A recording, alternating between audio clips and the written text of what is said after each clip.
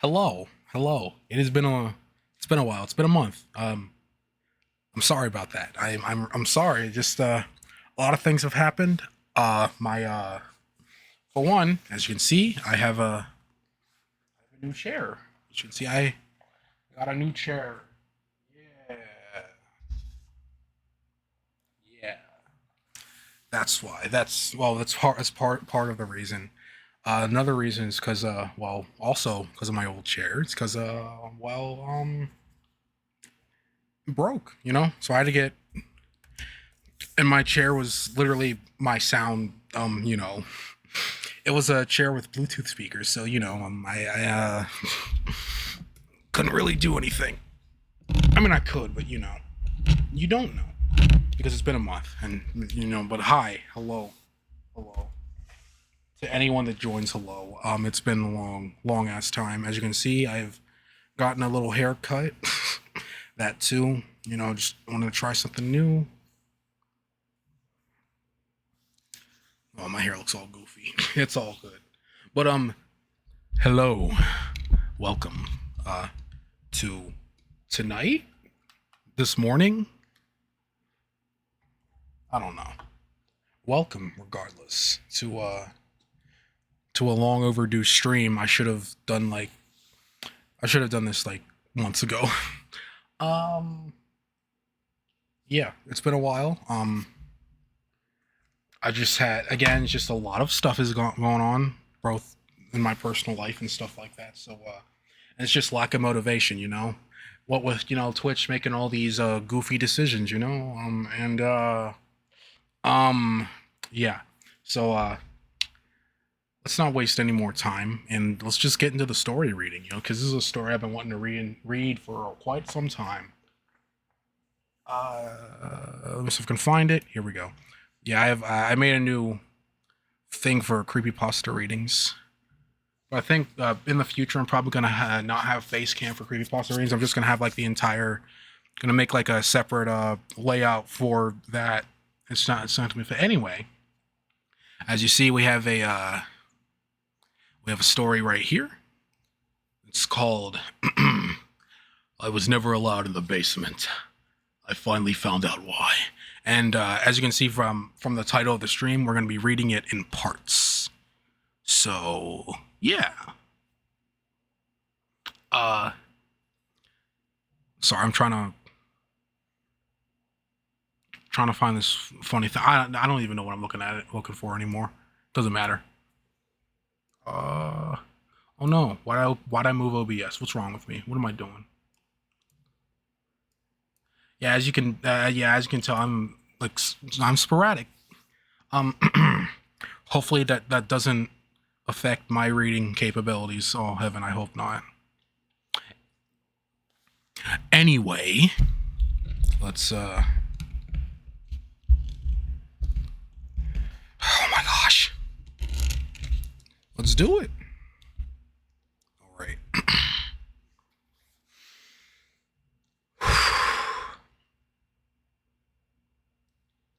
Hold up.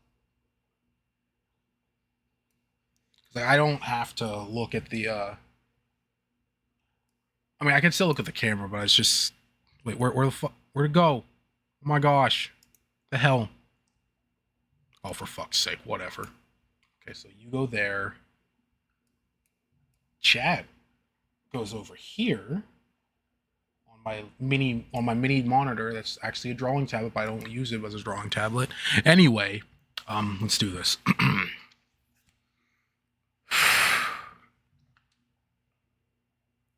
Wait, where's the poster? Where's the poster's name? Posted by 3 years ago. That's not their name. I was like, let me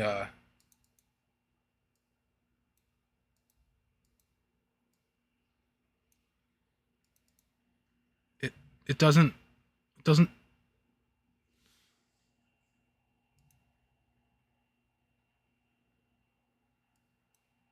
say. What the heck? What the fuck? That's some bullshit. Anyway, the author's name is Fleet Steps. So yeah, Let me zoom back in. 200% is perfectly fine. Gotta get my story voice ready. I haven't done this in heaven knows how long. I was never allowed in the basement.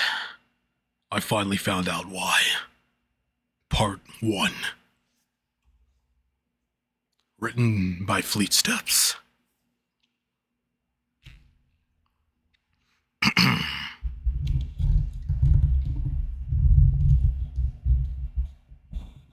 What am I doing, dog?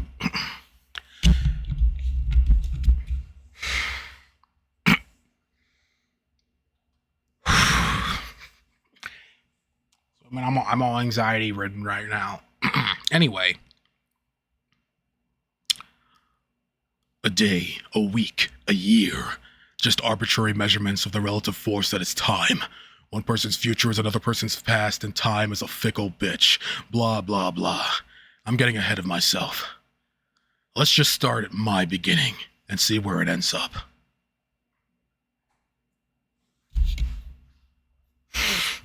All right, there we go. There we go, the first paragraph. 10 years ago, the drunk driver had killed my parents. He'd been driving on the wrong side of the road. Blew a 0.22. At 10 years old, my twin sister May and I became orphans. 10 years, and the pain of it had mostly subsided, though not entirely. There were still days I missed my parents. The way my mom used to kiss my forehead in the mornings before school. The way my dad's laugh used to fill a whole room with happiness. May and I had gone to live with our grandfather, our papa, as we had called him. And for a while, life went on. We had been close with him before, and he was more than kind to us. He really did his best to fill the void of our parents. It wasn't perfect, but we loved him for it. May and I stayed close, grew up, and went to the same...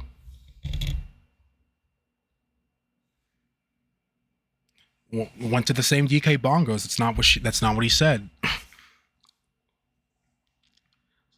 May and I stayed close, grew up, and went to the same state college. Life went on as it always does. That was until earlier this year, when our papa was diagnosed with stage 4 lung cancer. With stage 4 lung cancer, and then he too was torn away from our lives. The funeral was small, just us, a few family friends, and his brother. We had little family left, other than Papa's estranged brother. Let me try again. The funeral was small, just us, a few family friends, and his brother. We had little family left other than Papa's estranged brother, Tom. Tom actually lived close by, but he and Papa didn't get on well, though neither May or I knew exactly why. It was actually a shock when he showed up to the funeral. Didn't say much though, and left pretty quickly. May and I had returned from our school to deal with the funeral proceedings and to clean out Papa's house. I say house, but really, it's a mansion. A gargantuan old Gothic structure sitting on 10-acre land, snuggling up close to a dense forest. It would be creepy to anyone else, but to me and May, it was home. A shining beacon of light in a world of shittiness. Papa had left the estate, all his possessions, and a very large bank account onto us. On top of that, he left us a slightly disturbing letter. This is what it said. All right, here's what we're gonna do.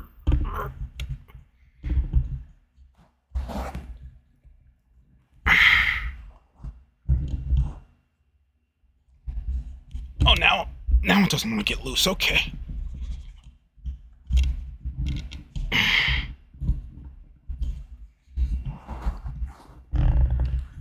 There we go.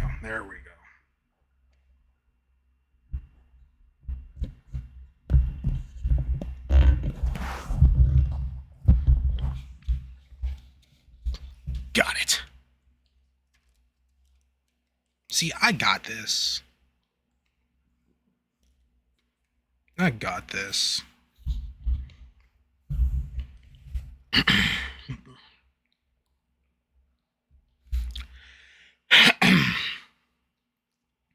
You both deserve the very best in life. And I'm sorry to say that you haven't gotten that from me. The time after my death, you'll both come to realize that I'm not the man you thought I was.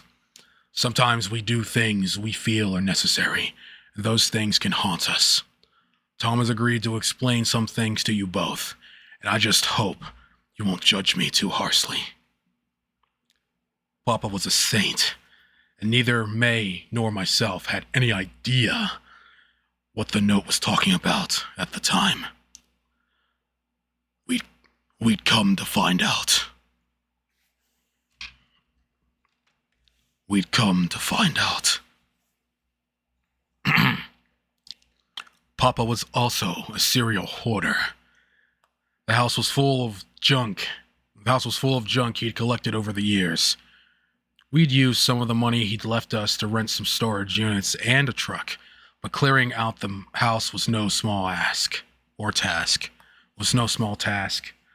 Anyway, Papa had always been a private person and wouldn't have wanted strangers coming through and tearing up the place, so neither of us felt comfortable having movers come in. Still, that meant it was left to May and me. We worked tirelessly for days until finally we'd made our way to the basement.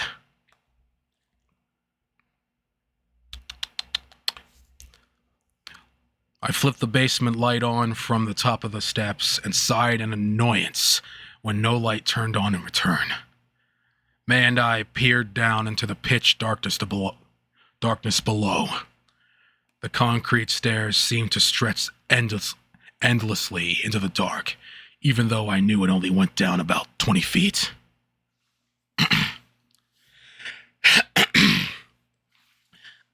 This basement always used to creep me out. The way Papa locked it up so tight. I swear, I used to hear weird noises from down there when we were younger. We've been down there before, though, I objected. It's just boxes of Papa's old shit. Once. We've been down there once. For 2 minutes when we were little. If it's just boxes, why would Papa have 3 deadbolts on the door? May held up a ring of keys, as if to emphasize her point. Hell if I know. Maybe he was worried someone will get hurt because the lights don't work. I responded jokingly, taking a step down the stairs. I have an idea. You figure out how to make the lights work in the creepy basement, and I'll go into town and pick up lunch.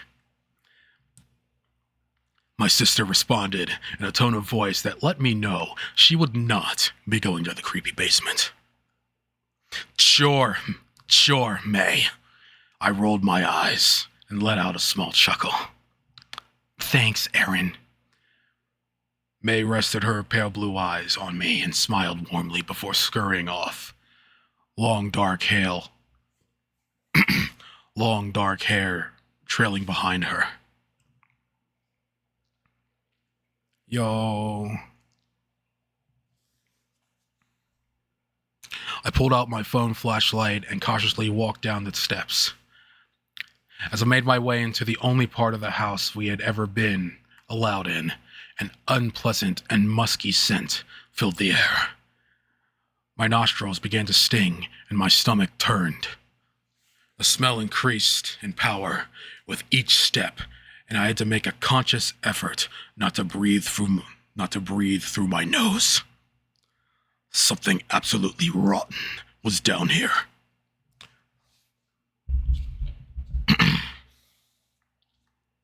Upon reaching the bottom of the steps, I noticed another light switch and decided to give it a try. For a second, nothing happened. And then, slowly, a few dim little yellow lights buzzed to life. Gazing around, I saw nothing that would be giving off such a foul odor, but I had to admit that May had a point. This basement was creepy.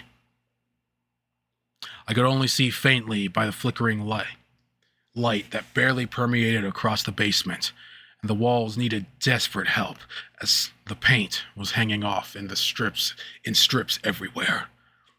On the far side of the room, blocked by several boxes, was a small door that presumably led to the septic tank.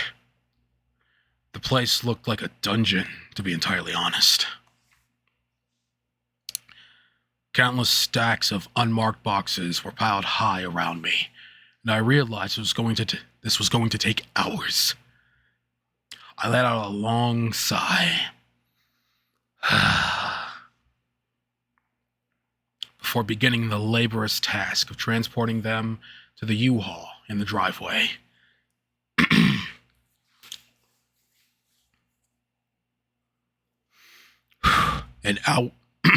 An hour later, I'd barely made a dent, and my back was aching. Deciding to take a break after the next box, I bent down, and as I attempted to lift it up, the box gave away, and its contents haphazardly spilled out over the ground. Damn it! I shouted into the musky, humid air. I looked down at the spilled contents and realized there was a pile of leather journals at my feet. Defeated, I sat down on the cold concrete ground and grabbed the journal closest to me. It looked ancient, and the leather was soft and worn. I flipped the book around in my hands and noticed stitching on the spine. June 1950. Curiously, I unclasped the leather buckle of the journal and opened the front cover. Inside, there was a photograph taped to the back of the cover, and I pulled it closer to inspect it. The photo contained a couple in front of a few apple trees. The man looked familiar and appeared to be in his mid-20s. He was smiling happily.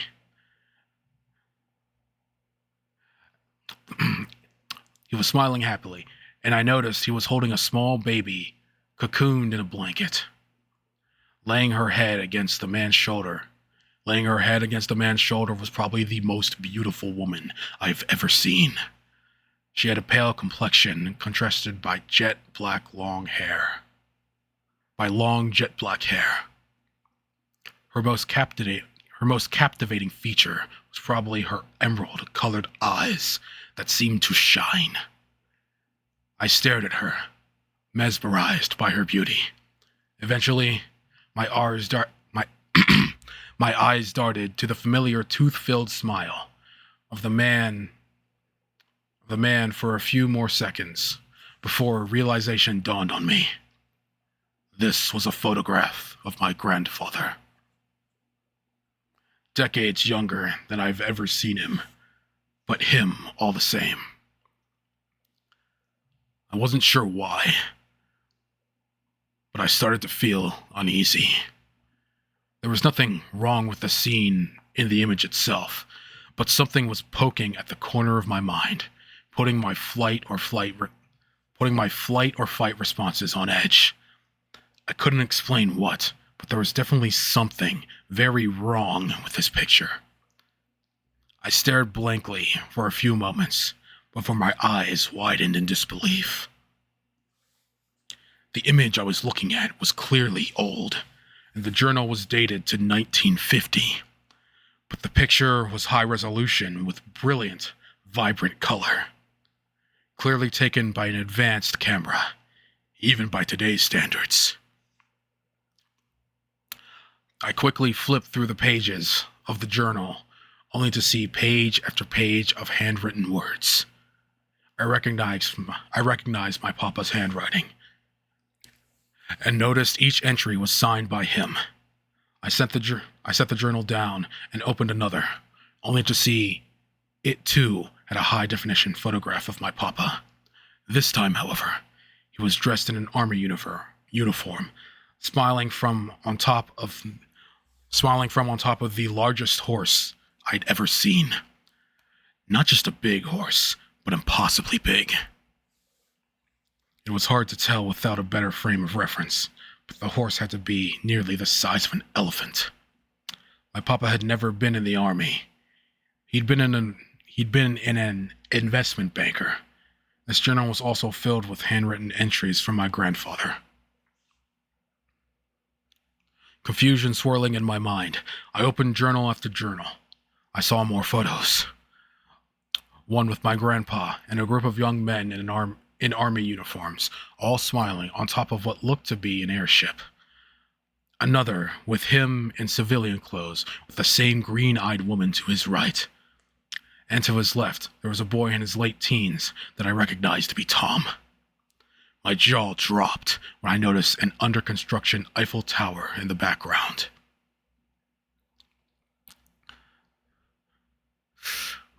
Some journals had photos, while some did not. But they were all dated between 1948 to 1955. I found the earliest journal, which began on March of 1948, and began to read.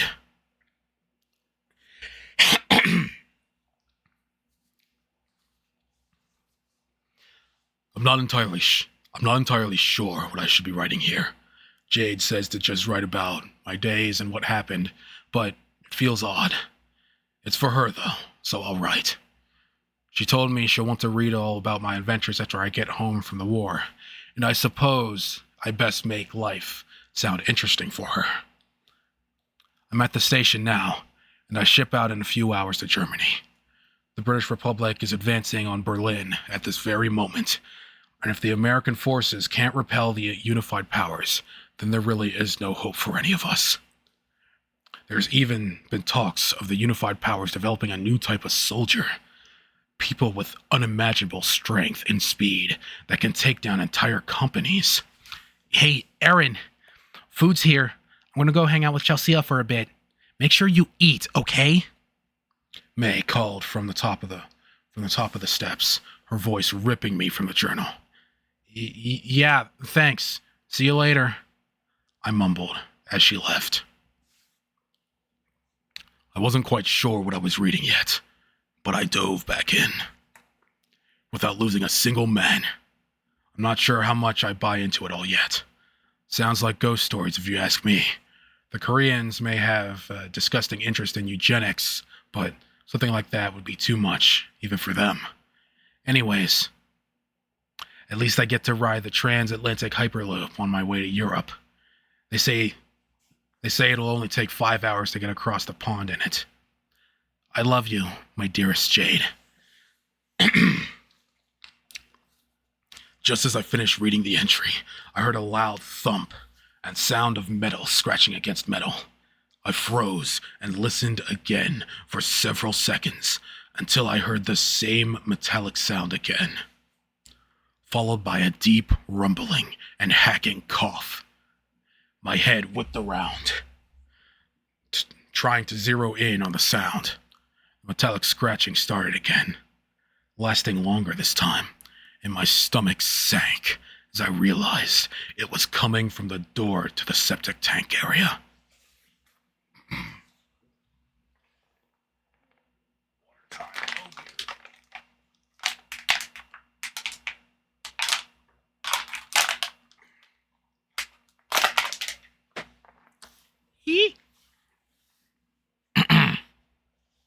Something or someone was in there making that sound. Now, I'm pretty fit, and I wrestled in high school, and admittedly, I have a decently sized ego. While it may not have been the smartest thing to do, I wasn't too scared as I approached the door, confident that I would be able to handle whatever was on the other side. I wrapped my hand around the doorknob.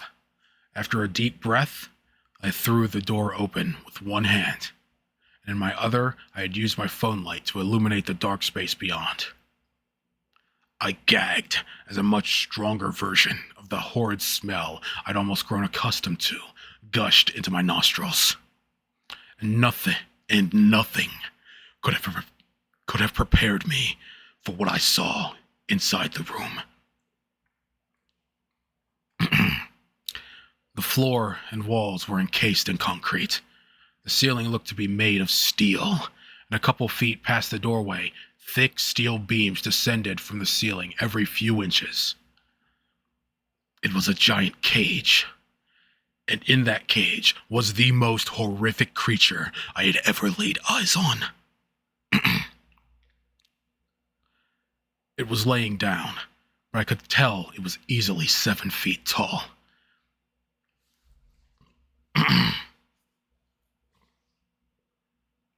Oh my gosh. Okay. Its skin was a sickly gray and littered with bumps and sores. Its muscles seemed to be ready to pop out of its skin. Around its neck was a sturdy-looking metal collar that had a long chain leading into the concrete of the far wall. Between the smell and the sight, I bent over and puked my guts out. When I looked back up, the creature was staring at me, and I saw its horrid, elongated face twisted into a nasty snarl. It bared its huge fangs at me, and had moved into a predatory stance on all fours. It looked ready to pounce. My heart was pounding. My heart was pounding so desperately, I thought I was sure having a heart attack. I stood there, frozen in fear. Just when I thought I was going to faint, I heard a voice from behind me. Fucking shit. Still holding the creature's stare, I slowly turned around to see my great uncle Tom standing behind me, a huge slab of meat in his hands.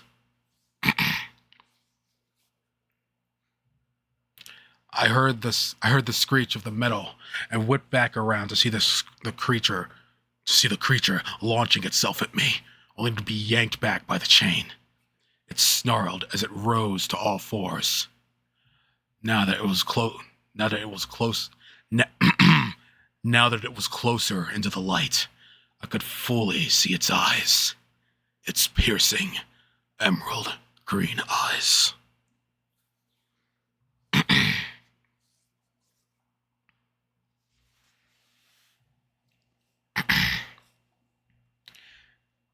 As I stared into those captivating green eyes, all sound seemed to fade away until I could only hear my heart pounding wildly in my chest. My mind flashed back to the photos of my grandpa and Jade, how her eyes had also been emerald green, the exact same emerald green. I stood there, shell-shocked for what felt like ages, until Tom roughly grabbed a hold of my shoulder and spun me around.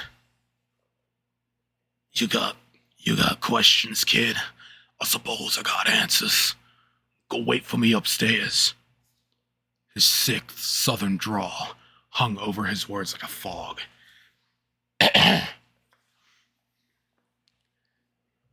His voice sounded almost identical to my papa's, save for the accent.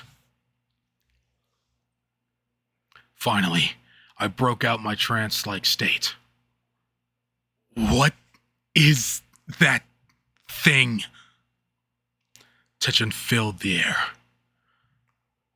Tom eyed me flatly, not giving away a single emotion on his blank face. She's... He trailed off, trying to find his words before starting up again. Listen, kid. I promise I'll answer all your questions, but before you go upstairs... just go wait for me upstairs. She ain't been fed in days, and I promised my brother I'd take care of her. Papa knew? I started loudly before I was cut off by a shrill howl from the creature. Tom aggressively threw his pointer finger at the stairs, indicating for me to leave the room. Weighing my options, I decided to listen and stepped over towards the stairs. I looked back at Tom just as he slammed the door shut.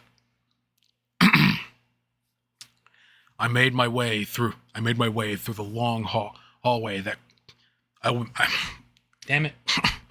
I made my way through the long hallway that connected the east end of the house with the central hallway. I looked at the markings on the wall where Papa had liked to measure mine and May's height. For the first few years he had us. When we were still young enough to enjoy that sort of thing. I laid my hands on the grooves of the wood. The house that had been my home for the past 10 years now felt alien to me, like I was trespassing in a stranger's dwelling.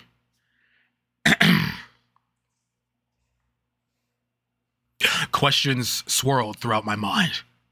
What the fuck was that thing? How long had it been there? What the hell were those journals? But above all, there was one question haunting me the most. Just who exactly was my grandfather? I sat impatiently at the kitchen table for several minutes until I heard Tom make his way up the stairs. Without looking at me, he went to the kitchen sink and began thoroughly washing his hands. He sat down across from me and finally met my gaze. For some reason, I looked away sheepishly. Silence filled the room, and I jumped when he reached into his jacket and slapped down a few of the journals I'd found. He folded his hands on the table and leaned back, still saying nothing. Throughout my life, I had never gotten to know my great-uncle very well, despite him only living 20 minutes down the road. As far as I knew, he was a very smart man, though you'd never know it from the way he spoke. I knew he'd make quite a career for himself working as some sort of military contractor. Weapons development, or something like that. Tom had never gotten on well with Grandpa, only speaking to his older brother on rare occasions, and he spoke to May and I even less, regarding us with sheer indifference whenever he was around. His disinterest in us had always stuck with me, but now I finally seemed to have his attention. "How much of these you read, kid?" he asked cautiously. "Some. Not much. Not much," I replied vaguely. "Is that her down there? Jade?"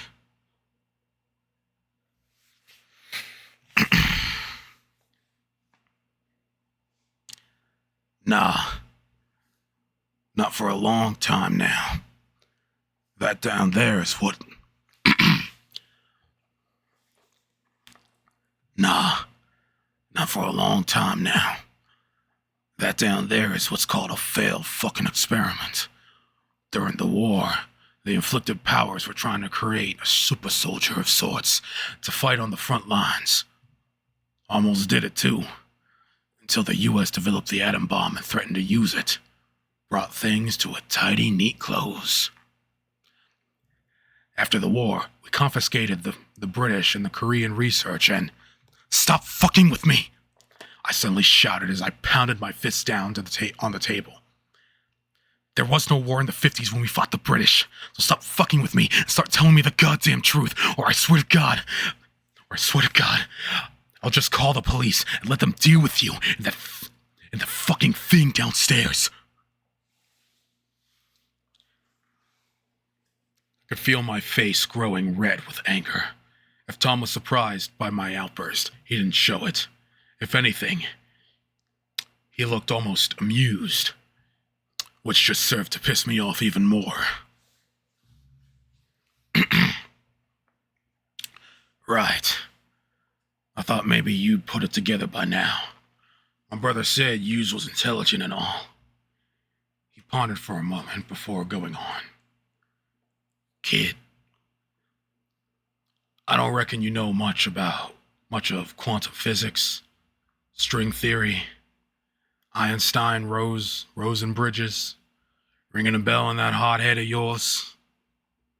It wasn't, but I didn't want to give him the satisfaction of telling me that. Get to the point.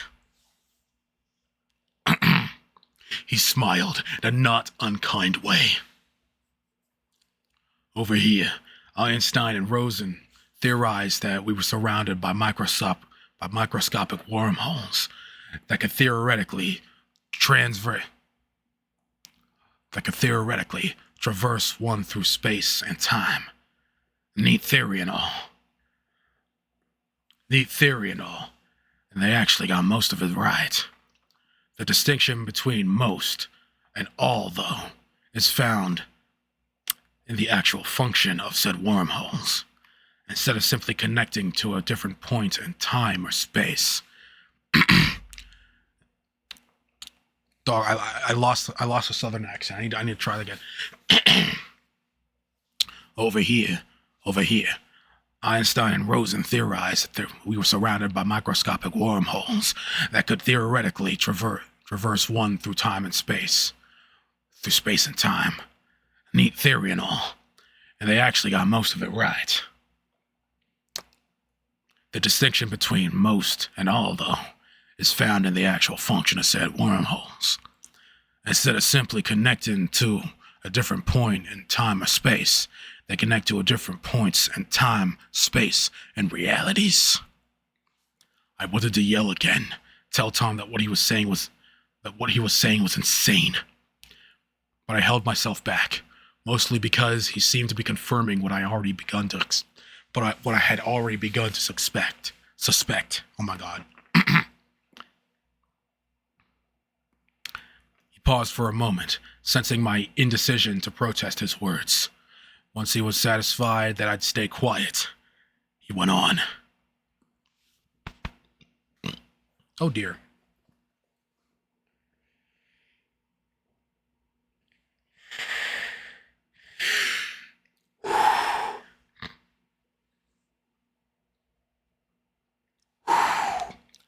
Jeez. You get what I'm saying? Each of these bridges connect to different realities, different universes. Some are similar to yours, ours. Some aren't so much. They all start the same way, with a big bang. They all have the same fundamental laws of physics because of that. But at some point, they all go ahead and diverge. You still with me, kid? He paused for a moment, as if to get confirmation from me. They have some event that does or doesn't happen. They all progressively get more different. Me, your mama, Jade, and my big brother Justin. We were from one that's pretty close to this one, all things considered.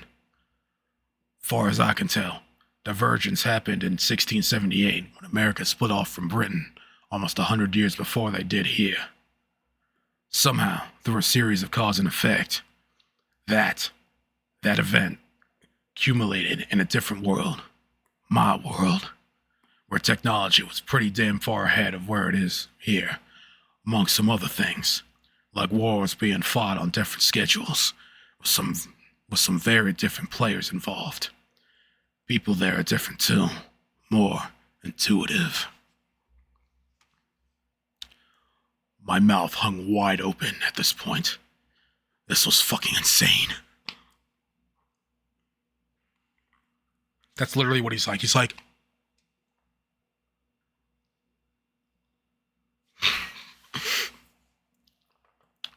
you said was. What do you mean technology was pretty far ahead? I asked suspiciously. Well, I was getting to that. After the war, we confiscated their research. Turns out they were using a strain of man-made virus. to infect and alter people's DNA turning them into stronger and faster things. I was just barely out of college when they brought the virus into the paramilitaries. The fuck? I was just barely out of college. I was just barely out of college when they brought the virus into the paramilitary facility I'd landed a job at. It should have been destroyed. It's unnatural changing a human body like that. Eventually, viruses did what viruses do, and it got out. It infected people. It mutated. It started changing people way past the initial scope of the project, turning them into mindless beasts. It spread like a goddamn wildfire. Within a matter of weeks, the whole world was either turned or eaten. Travels through fluids, so most bites will do the trick. That's what happened to poor Jade down there. I didn't know she was infected until after we got here, and I never would have let her come otherwise. I wanted to put her down for the last 40 years, of course, but my brother refused. Unable to part with the love of his life. God, we used to argue about it. But on his deathbed, my big brother begged me to take care of her until I couldn't. And of course, I couldn't deny an asking like that, could I? So here we are, kid. I get to keep her alive because to not would be sprinting. Damn it. Why can't I talk tonight? So here we are, kid. I get to keep her alive because to not will be spitting on my brother's memory. Upon finishing, Tom laid back in the chair and nodded towards me, as if to indicate that it was my turn to speak again. I was still unsure of what to believe at this point, but in my heart, I felt that what he was saying was true, however improbable. Prove what you're saying to me is true. Prove what you're saying is true. Show me, I demanded. All right. And just a heads up. I really hate this character. He's such a dick. Like, he has so much proof. It's like, yo, this is all the proof you need. And it's like, yeah. Like, he even acknowledges it. And he's just like, yeah, but I need more proof. All right. And it's just like, dog, come on now. Come on now. Come on. Your grandmother downstairs ain't enough for you? Come on, then. He gave a sharp laugh before standing up from his chair. Come on, then. Tom started walking out the back door that led to the yard and forest beyond. He beckoned for me to follow, and we hastily made our way into the crisp winter air. I was led to the back end of the property where my papa's tool shed sat.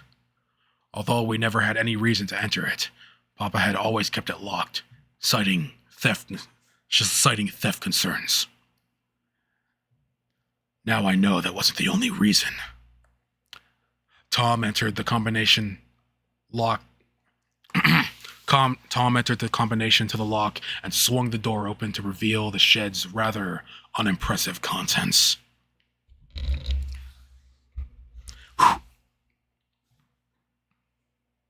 Tools layered the walls along with cobwebs, and dirt coated the floor in a thick grime. It was clear no one had been in here for years. Going to the back corner, Tom began tapping around the floor with his heavy boot, listening closely as he did so. Suddenly, he grabbed a crowbar from the wall and began prying up the floorboards. "Come help me with this, kid," he commanded, and I quickly stepped over to him and saw a large cube-shaped brown safe had been revealed under the floor, probably about 2 feet tall and 2 feet wide. I felt another pang of betrayal and yet another secret my papa had hid. The safe was deceivingly heavy, and it took us what time is it? Oh no, it's 1:26. Oh dude.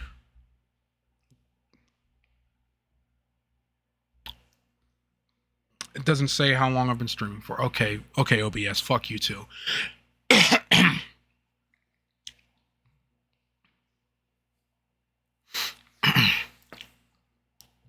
safe was deceivingly heavy, and it took us a couple minutes to fully extract it from the floor and up onto the work table.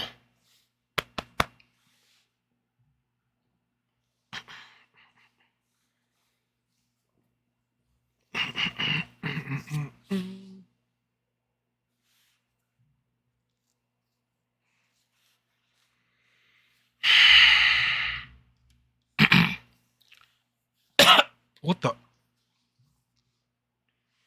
Without me needing to prompt him, Tom entered in a combination and the safe swung open. Tom began carefully removing its contents. Okay. First, there was a picture of who I assumed to be my papa and Tom, with their arms wrapped around each other's shoulders. Both young children. They were in New York City. I only knew it was New York because of the Twin Towers in the background, filling up the skyline. Oh dear.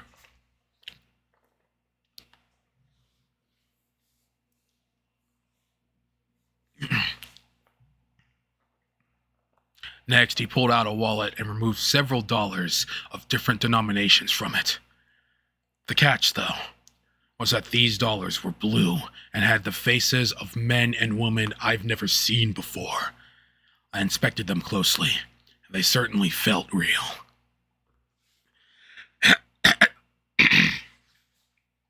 After that, he pulled out a revolver that belonged in a sci-fi movie. I don't know how to explain it, but when Tom lifted it up, it almost became alive. It morphed into around his hand. Neural interface. Designed this myself, actually. Tom said as the gun morphed back into its original form. He sat it down carefully. At this point, I had to say I was pretty convinced. But the next item he pulled out shred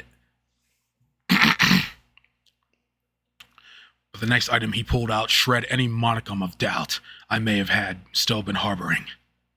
Tom pulled out a large sphere that swirled with cosmic colors. Just by looking at it, it was clear that this was an alien object.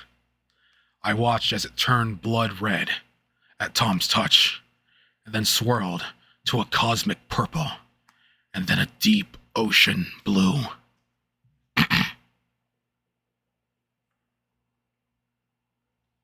I reached for it, and Tom gripped my hand painfully. Don't touch this. Touchy and volatile to begin with. Might have gotten worse after all this time.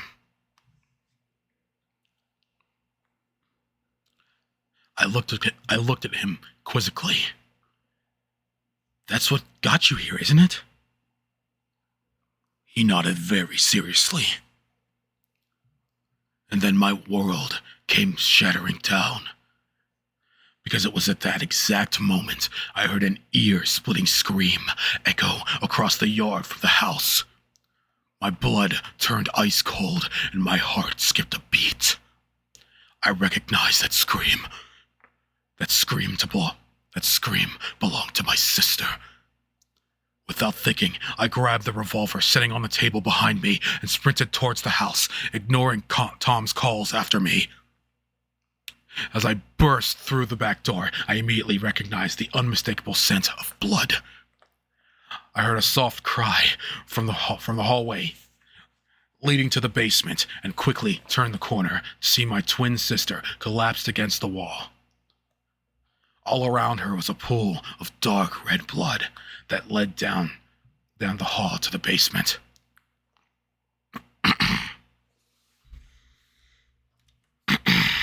Oh my gosh. No way. As I got closer, I realized the true horror of her wounds. Her arm, from her elbow down, had been torn completely off. Shreds of skin hung loosely over the wound as it poured a seemingly endless fountain of blood. Tom arrived behind me then, letting out a sharp gasp. It seemed nice. My arm. Aaron, it took my arm. It seemed nice. She weakly croaked out as I knelt down next to her. Shh, you're okay. It's going to be okay, I said in an attempt to be calming, even though my voice was shaking and cracking as I watched my sister bleed out. I pulled off my belt and began tying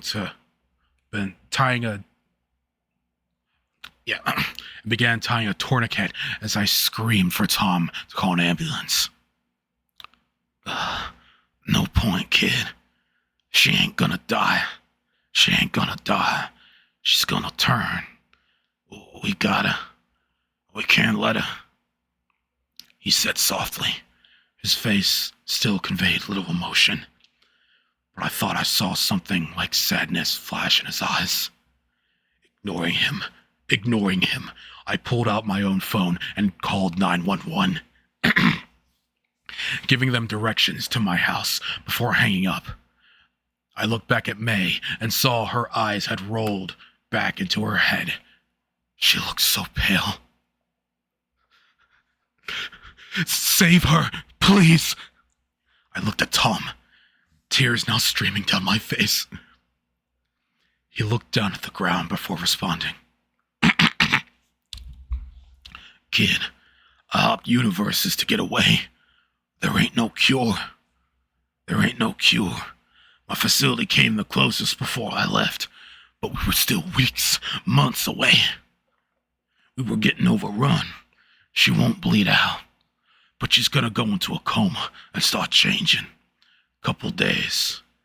More if she's lucky, less if she ain't. I felt a rage boil through me as I grabbed the gun and sprinted down the basement Damn it. As I sprinted down the basement steps. Aaron, no! Tom bellowed after me as I bolted into the room that held the creature. I slammed the door shut and locked it as Tom's body pounded into the other side. Pounded into it on the other side. I felt a new wave of red-hot anger as I turned and saw the creature gnawing on my sister's arm. Fuck. It paid me no attention as I leveled the revolver at its head. I felt the cool metal morph around my hand. It was an odd sensation, but I felt the neural interface working and somehow knew the bullet would find its mark.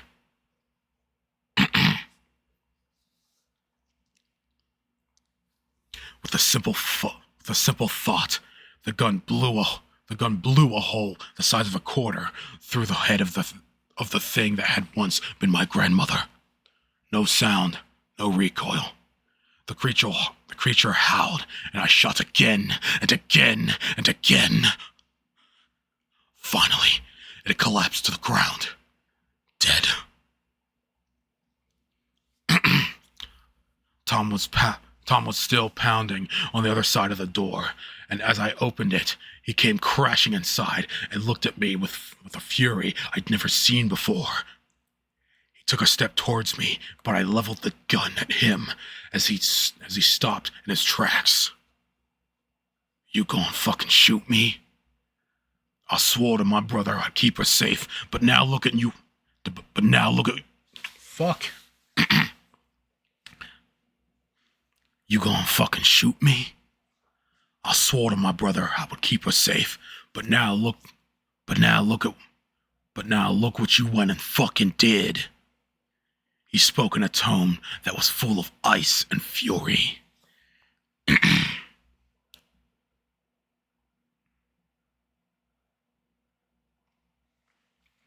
I took a deep breath and steadied my breathing as I continued to aim down my great uncle.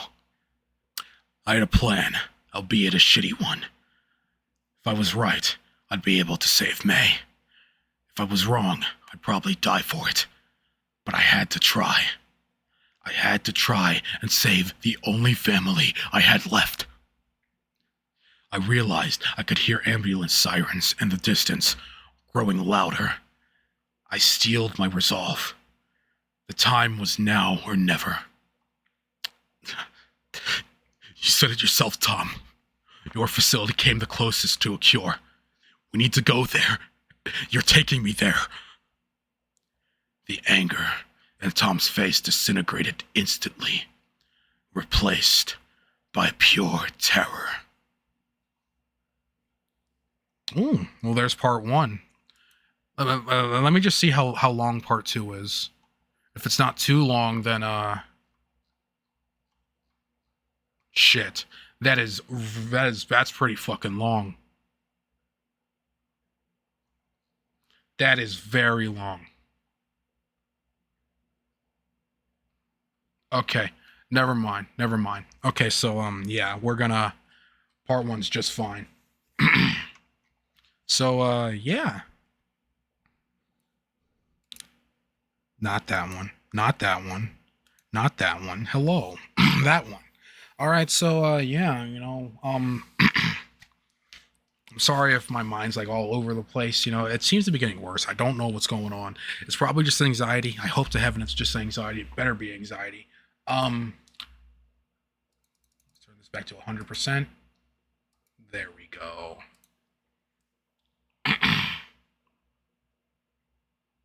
Last chance, kid. Yeah. So that was part 1. That was part uno. I have no idea how many parts there are. I think there's like 4, 5, maybe. I don't really know. I haven't checked. But anyway, yeah. I hope maybe whenever I get home from work tomorrow and the days preceding tomorrow or following tomorrow, we will finish the story and then we can go back to playing video games. Cause let me tell you, I really need to catch back up with lack of streams. I do apologize for that to like the very many people, the 3 people that watch my streams. I'm still grateful regardless. But still, again, apologies for being absent for like 40,000 years. As you can see, a lot of, like I said, I need to get adhesives again and hang up my pictures again. I try hanging it up on my other wall, but for some reason, it's like the people that did my wall, like they should have just fucking replaced it, but they didn't. They kind of just like painted over and then left it at that. So yeah. Anyway, I hope everyone has a good night, and I guess I'll see everyone tomorrow or later on tonight. Because it's technically the morning, but still, I'll see everyone in the next one in the next stream.